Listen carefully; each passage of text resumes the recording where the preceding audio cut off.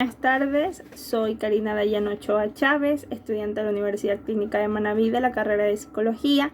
de la materia de Evaluación Psicológica en el paralelo B. A continuación voy a hacer el resumen de las unidades 3 y 4. En el rol de la observación en la evaluación psicológica. La observación aquí es un procedimiento de recolección de datos, la cual nos proporciona una representación de la realidad como tal. Esta tiene un carácter selectivo y está guiado por lo que percibimos de acuerdo a la aplicación de los test. De manera muy personal, creo que la observación es la herramienta principal, es una de las más importantes de cualquier evaluador, porque esta es la que nos permite desde el principio una recogida de la información, es decir, desde que el paciente llega a consulta e incluso antes, desde que el paciente nos habla por teléfono para planificar la consulta, uno va recogiendo los datos de cómo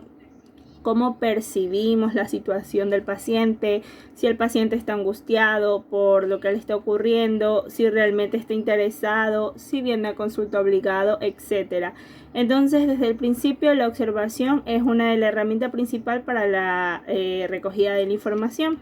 La observación sistemática de lo que vamos a observar en el sujeto debe estar focalizada en cómo se comportan los evaluados, sus actitudes ante los instrumentos del evaluador, los acontecimientos que se presentan, es decir, la observación tiene que ser focalizada y tenemos que darnos cuenta qué tipo de información es la que queremos recoger y focalizarla justamente la información hasta este punto. Y también se debe tomar en cuenta absolutamente todo, es decir, la forma como habla, su tono de voz, el espacio que hay entre una idea y la otra, si se exalta al momento de hablar, si se siente cohibido al momento de hablar, si nos damos cuenta que oculta alguna situación que posiblemente sea el problema de raíz, si también tenemos que darnos cuenta de la comunicación no verbal, de si cruza sus brazos, sus piernas al momento de tocar cierto tema, cómo él anda vestido, si la imposición física de su cuerpo demuestra agresividad o si demuestra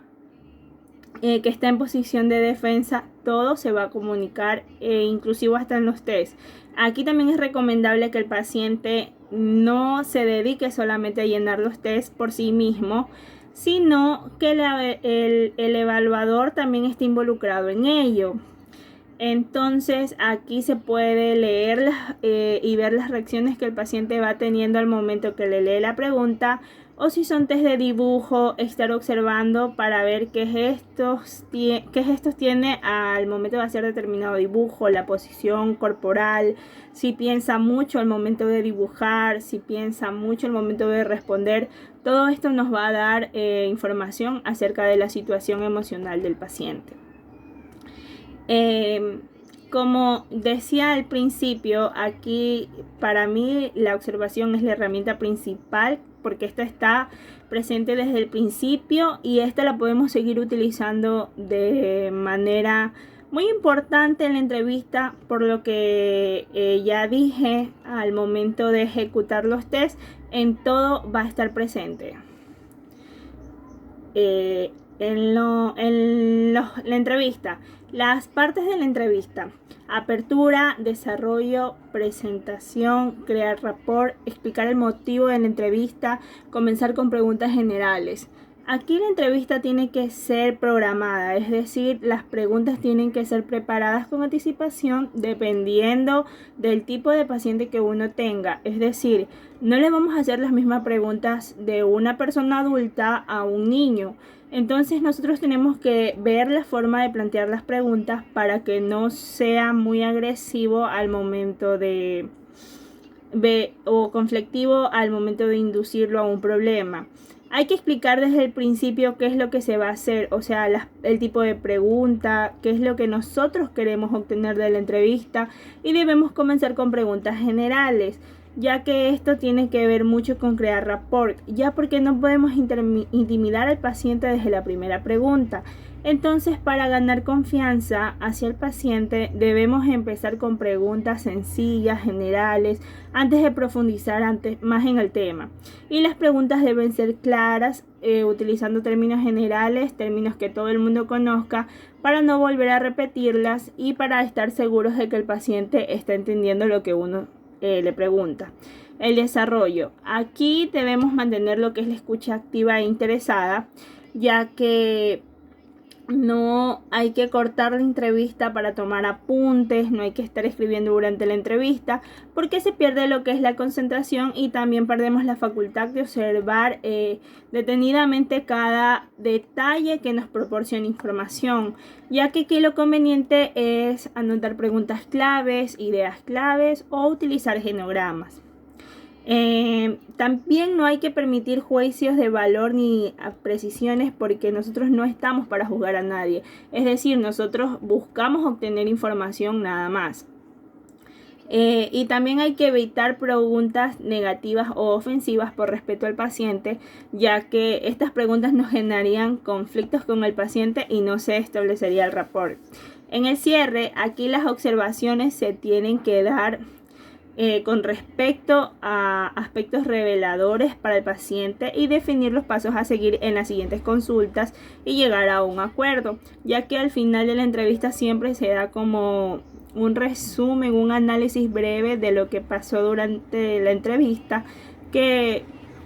situaciones claves nosotros vimos, justamente para luego poder con el paciente definir los siguientes pasos, es decir, trazar un plan, y también para llegar a los acuerdos de qué es lo que se va a hacer durante la entrevista, que el paciente lo pueda cumplir. En el proceso de la entrevista tenemos tener un propósito, establecer rapport, respetar a la persona, respetar la confidencialidad del paciente. Esto es muy importante y hay que mencionárselo desde el principio al paciente, porque esto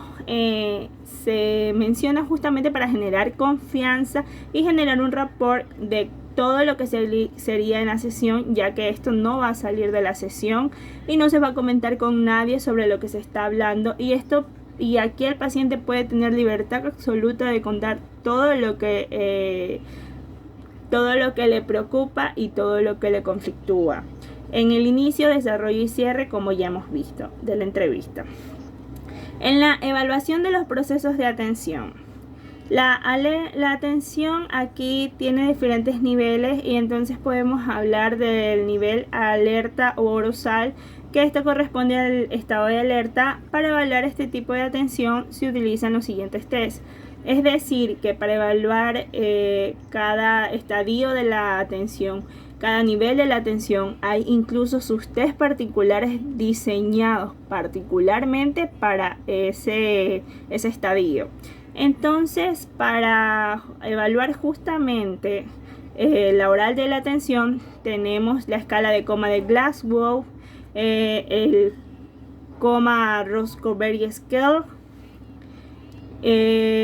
etcétera. Es decir, que aquí siempre va a haber un test especializado para cada tipo de necesidad. Igual para la atención sostenida, este se lo aplica generalmente en niños, que es para determinar la capacidad de atención, su capacidad de mantener la atención sobre un objeto durante un tiempo prolongado. Para evaluar este tipo de atención se evalúa el TDAH o etcétera. Entonces existen los test de símbolos y dígitos, el subtext, los test de escala Webster, el test de Magallanes, el test de la A, el test de ejecución continua. La evaluación de los procesos de atención, aquí siguiendo con la anterior, aquí tenemos que ver con los tipos de atención, si es selectiva, si es atención alternante, si es atención dividida. Entonces aquí siempre va a haber, como ya mencionaba, un test para cada tipo de situación. En la evaluación de las funciones ejecutivas, aquí las funciones ejecutivas son las que nos permiten planificar llegar a un objetivo, y esto más bien tiene que ver con neuropsicología, porque las funciones ejecutivas se localizan justamente en el área prefrontal, y muchas afectaciones en esta área prefrontal afectan muchísimo a las funciones ejecutivas, igual a los niños como los niños con TDAH tienen dificultad para planificar, para organizarse, para cumplir metas, y todo tiene que ver con las funciones ejecutivas. Entonces aquí, como ya había mencionado, los test indicados para medir su capacidad que tiene el individuo de planificar, de organizarse, de cumplir tareas, de cumplir un objetivo, etcétera, de tener rutinas, incluso de enfocarse en tareas precisas. Entre los test también tenemos variables que tienen que ver mucho con un punto específico que nosotros queremos determinar o evaluar con respecto a las funciones ejecutivas. Entre estos test tenemos el test de identificación de COMNAM, el test de sincronización, el test de simultaneidad, el test de procesado, el test de reconocimiento, el test secuencial, el test de concentración y el test de programación. Aquí es muy interesante revisar cada uno de estos tests, porque tienen estrategias muy precisas y muy interesantes, justamente para evaluar,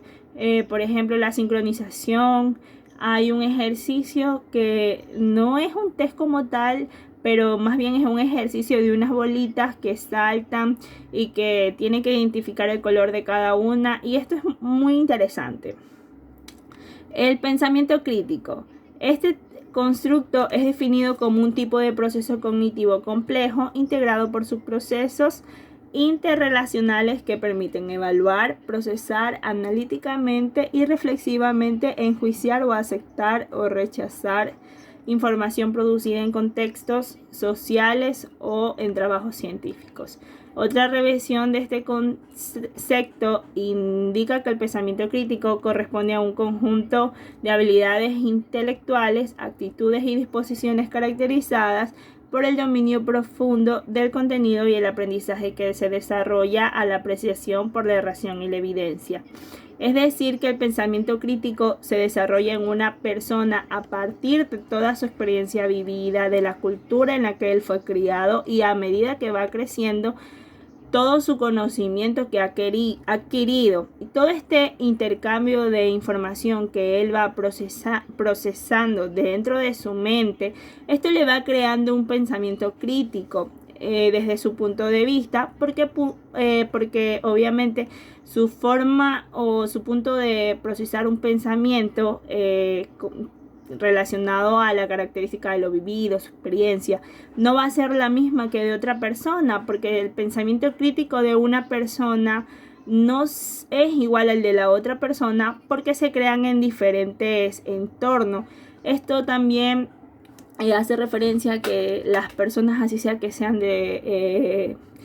relacionadas en la misma profesión, relacionadas en la misma cultura, si tuvieron las mismas oportunidades de estudiar o viajar, no va a ser lo mismo, porque aquí tiene que ver mucho la percepción individual de que cada uno le dé a la información que va obteniendo. Entonces el pensamiento crítico justamente es el procesamiento de toda esta información de una manera lógica y analítica. En la evaluación del pensamiento crítico, aquí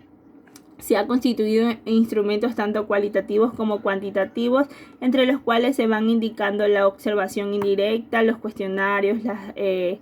las discusiones y los portafolios. Aquí cada modalidad de evolución incide directamente en la cantidad de individuos posiblemente evaluar de forma simultánea, ya que para algunos autores es posible evaluar el pensamiento crítico como instrumento que se puede aplicar a un número de grupos de personas. Es decir, que cuando se aplican instrumentos físicos al momento de evaluar el pensamiento crítico, lo positivo aquí es que son más certeros, son más cuantificables estadísticamente.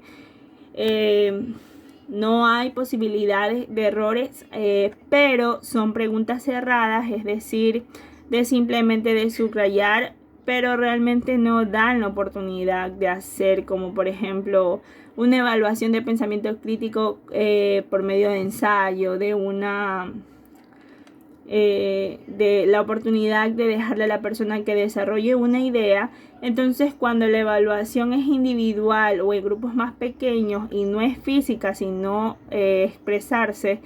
esta proporciona ideas, su forma de analizar la información, etcétera. Me parece, desde mi punto de vista, el más idóneo para evaluar lo que es el pensamiento crítico. Aunque no sea tan cuantificable, ya que no es muy fácil de cuantificar, ya que no es muy fácil de plasmar en un informe como sería el de los test. El informe psicológico. Aquí se sintetiza e integra una serie de datos obtenidos con las diferentes técnicas e instrumentos como la entrevista, las pruebas proyectivas y las psicométricas. En el informe psicológico se describe lo que es la personalidad de tal manera que cualquiera lo lea. Es decir, que tiene que ser escrito de una manera clara, utilizando términos que puedan ser entendidos. Y aquí obviamente el informe puede tener muchos propósitos, es decir, puede ser un propósito redactado para un público general, puede ser un informe psicológico redactado para un médico, si se va a remitir al paciente a un nuevo psicólogo, por ejemplo. Puede ser un léxico o un nivel de lenguaje más avanzado. Pero si es, por ejemplo, un informe psicológico para enviar a una escuela, para decir que el niño sí puede recibir educación formal, la normal, es decir, todo esto tiene que ser preciso, tiene que ser claro, de una forma redactada que no dé lugar a malas interpretaciones. Para llegar al paso del informe, primero se debe realizar una evaluación de la personalidad, en la cual se debe anotar desde las respuestas examinador hasta los detalles observados durante el examen. Es decir que, como se ha visto, el informe psicológico va toda la información, va condensada toda la información, todo lo que hemos observado durante la entrevista, todo lo que hemos observado en el resultado de los test, en sus funciones psíquicas. Entonces aquí va en el diagnóstico resumido todo, y el informe psicológico es el extracto de lo que se ha venido evaluando durante los 3 o 4 días de sesiones e incluso hasta además. En el informe psicológico aquí incluye lo que es la fecha de identificación, el motivo de consulta, las pruebas aplicadas, la descripción del paciente, los antecedentes, sus funciones psíquicas, el diagnóstico, el pronóstico, el tratamiento y recomendaciones. Es decir que este informe, como ya mencionaba, tiene muchos propósitos, y según a quién va dirigido y cuál es el propósito del informe es como se lo va a redactar. Se puede incluso incluir todo lo que dice en el casillero, o simplemente puede ser sencillo como para dar una información general para instituciones que la estén requiriendo, que no sean instituciones médicas ni psicológicas. Muchas gracias. En sí, el análisis funcional de la conducta, que también se lo conoce como AF, esta es una herramienta clínica básica de toda terapia, como ya lo he mencionado, ya que esta es una herramienta muy importante para la terapia psicológica, ya que aquí se obtiene el análisis del comportamiento de las personas, aunque por definición se puede aplicar en cualquier tipo de lo que sería un comportamiento animal, ya que el objetivo fundamental del análisis funcional de la conducta es aplicar el mantenimiento de lo que sería el comportamiento de por qué este organismo se comporta de tal manera, o por qué lo hace, cuál es el origen, con cuál es el fin, ya que el comportamiento, en fin, es la interacción de lo que sería un organismo y su entorno. Y esto puede variar o puede ser como un manifiesto o observable, ya que puede ser observado por otros organismos, como podría ser descubierto, ya que el único observador puede ser el que determine este comportamiento en sí. Y ya que el análisis funcional de la conducta, también es aplicado en humanos, ya que nos ayuda a lo que sería identificar lo que son las relaciones existentes que existen entre las respuestas de las personas y las variables de los contextos. En sí, de una manera más específica para evaluar el análisis funcional de un comportamiento, o lo que se busca elaborar en sí, es identificar los antecedentes y consecuentes de lo que lo controlan o de lo que lo relacionan con él. Y también aquí hay que recalcar que se debe analizar sus funciones, ya que su función aquí es analizar y describir la relación con los elementos entre sí o en una secuencia funcional con un estímulo o respuesta o estímulos en sí. También aquí es muy importante identificar lo que serían las variables, ya que las variables estructurales pueden ser del organismo y de su entorno, que pueden estar muy relacionadas o estas influyen en algunas áreas de las secuencias funcionales. Y en la formulación de hipótesis también se puede explicar cómo se determina este comportamiento en sí, ya que las hipótesis sobre lo que sería el comportamiento o también pueden ser hipótesis sobre su mantenimiento, y el complementar de las funciones del análisis funcional, ya que aquí se puede complementar o describir a un nivel topográfico, que puede ser la forma, la duración, su intensidad, la variedad de lo que sería el caso y también su dicho comportamiento en sí. En conclusión, aquí se puede decir que el análisis funcional,